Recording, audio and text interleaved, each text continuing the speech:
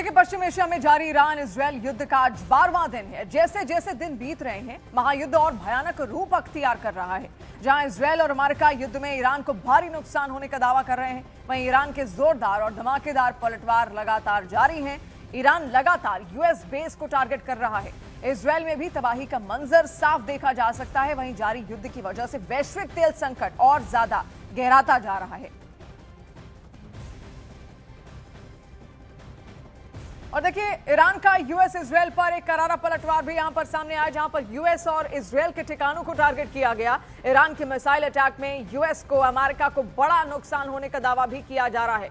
Iran ने यहां पर मिसाइल अटैक किए हैं और देखिए, अमेरिका की ओर से कहा गया कि उनको नुकसान हुआ है। ईरान का यूएस इजरायल पर एक करारा पलटवार है। हालांकि देखिए, ईरान से अमेरिका की दूरी काफी ज्यादा है, वो सीधे उस पर तो टारगेट नहीं कर सकता, लेकिन उसके जितने भी मिलिट्री बेसेस अरब नेशंस में मौजूद हैं, उनको जरूर टारगेट कर उनको खत्म कर सकता है, ताकि वहां से अमेरिका कभी दोबारा ऑपरेट कर ही ना पाए, उसको सबसे ज्यादा चोट वहां से लग जाए। और यही प्रयास उसके लगातार अब भी जारी हैं। इसके अलावा strategic location straight of Hormuz जिस तरीके से, और लाल सागर पर भी उसके हूथी लड़ाके कब्जा करके बैठे हुए हैं। जो तेल के रास्ते हैं वो उसने बंद कर दिए हैं, जहां से दुनिया भर का काफी सारा तेल जाता था, और तेल की धमनी कहा जाता है। देखिए, स्ट्रेट ऑफ हार्मुज को दुनिया की तेल की धमनी, क्योंकि तेल इतना ज्यादा वहां से आयात निर्यात होता है और कई देशों तक अरब नेशंस इस तेल को पहुंचाते हैं और फिर अपने लोगों के लिए वो पैसे कमाते हैं। लेकिन अब वो रास्ता क्योंकि बंद कर दिया गया है, हालांकि अमेरिका कह रहा है कि कोई भी ऐसा शिप नहीं होगा जिसको प्रोटेक्शन अमेरिका नहीं देगा। लगातार जितने भी वॉरशिप्स वहां से जाएंगे या फिर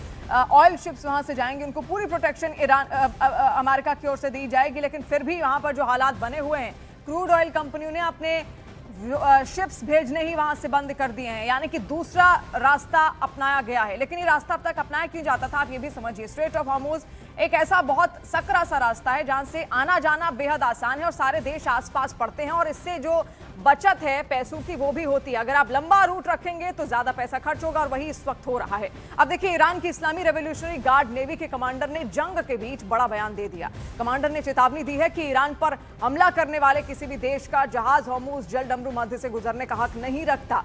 कमांडर का कहना है कि जंग की शुरुआत में ही यह संदेश दे दिया गया था और अब दोबारा साफ कर दिया गया है। अगर किसी को शक है तो और पास आकर देख ले। شهر مشکل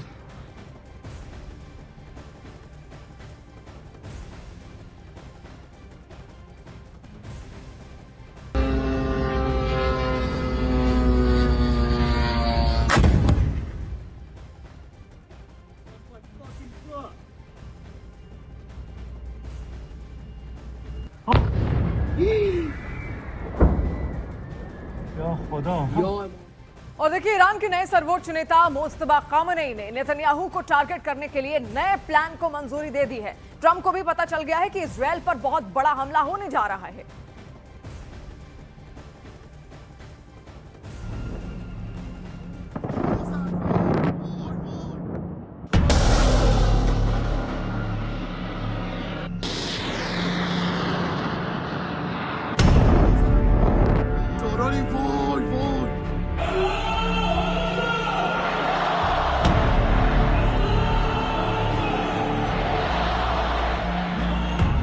मार्च ईरान में रात 12:37 और तभी हुआ नए सर्वोच्च नेता मुस्तफा खामेनेई के नाम का ऐलान।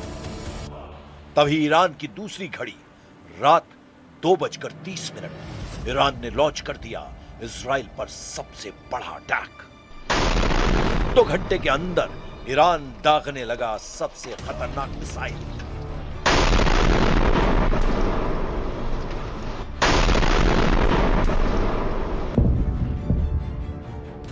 आईआरजीसी ने कह दिया है कि अब छोटे वॉरहेड नहीं बल्कि बड़े वॉरहेड वाली मिसाइल ही दागी जाएंगी। रिवॉल्यूशनरी गार्ड्स अब हर मिसाइल को 1000 किलो के वॉरहेड से लैस कर रही हैं। 1000 किलो का वॉरहेड यानी 1 टन का ऐसा बम जो जहां फटता है वहां हर चीज को धुएं और धूल में तब्दील कर देता है, जलाकर राख कर देता है। ईरान 1 टन के वॉरहेड के लिए 4 मिसाइलों का इस्तेमाल कर रहा है। पहली है खुर्रम शहर 4, दूसरी है ईमान, तीसरी है सेजल और चौथी है शाहाब 3। इन चारों मिसाइलों से अब ईरान लगातार इजराइल में सर्वनाश करने वाले अटैक कर रहा है।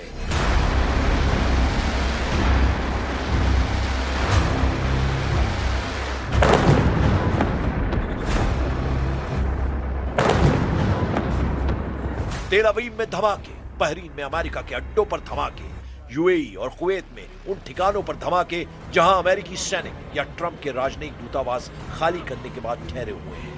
ईरान के हमलों की सुनामी चुन चुनकर अपने टारगेट को तबाह करने लगी। इन धमाकों और इन हमलों की रिपोर्ट व्हाइट हाउस पहुंची तो डोनाल्ड ट्रंप के पैरों तले जैसे जमीन खिसक गई, क्योंकि कच्चा तेल $100 का कांटा पार कर गया है। एक ही झटके में तेल के दाम 30% तक ऊपर पहुंच गए हैं।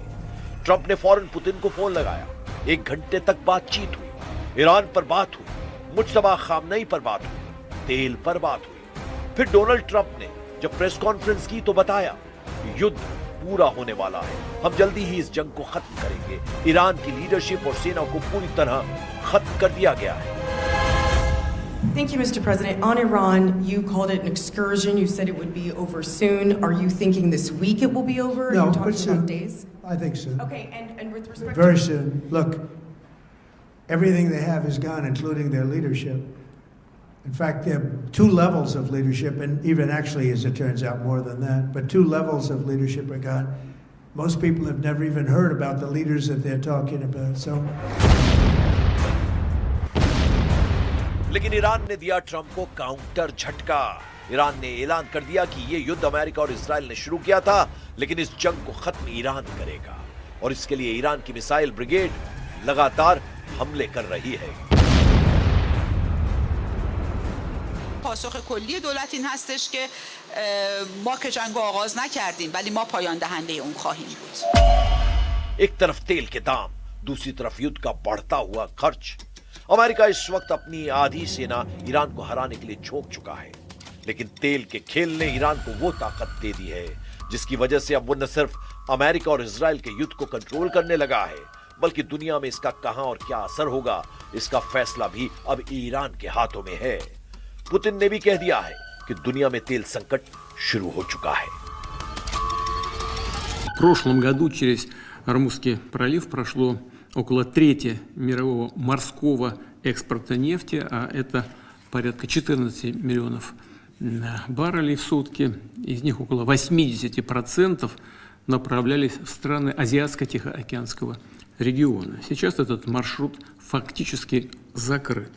Добыча нефти, которая завязана на использование пролива, рискует полностью остановиться уже в ближайший месяц. ईरान के खिलाफ अमेरिका और इजराइल का युद्ध जितना लंबा चलेगा, यह अमेरिका और यूरोप की अर्थव्यवस्था को उतना ही ज्यादा नुकसान पहुंचाएगा। साथ ही खाड़ी देशों का तेल उद्योग पहले ही पूरी तरह ठप पड़ चुका है। यानी ट्रंप और नेतन्याहू का वो एहसास कि ईरान पर हमला करने के बाद वहां सत्ता को बदला जाएगा और फिर उनके दोनों हाथों में लड्डू होंगे। ट्रंप और नेतन्याहू के उस प्लान को ईरान की मिसाइल पावर पूरी तरह भस्म कर चुकी है। ईरान की नई लीडरशिप यानी सर्वोच्च नेता मुज्तबा को लेकर ईरान बहुत ज्यादा जोश में है और अब वो किसी भी सूरत में अमेरिका और इजराइल को इस जंग में पूरी तरह हराना चाहता है।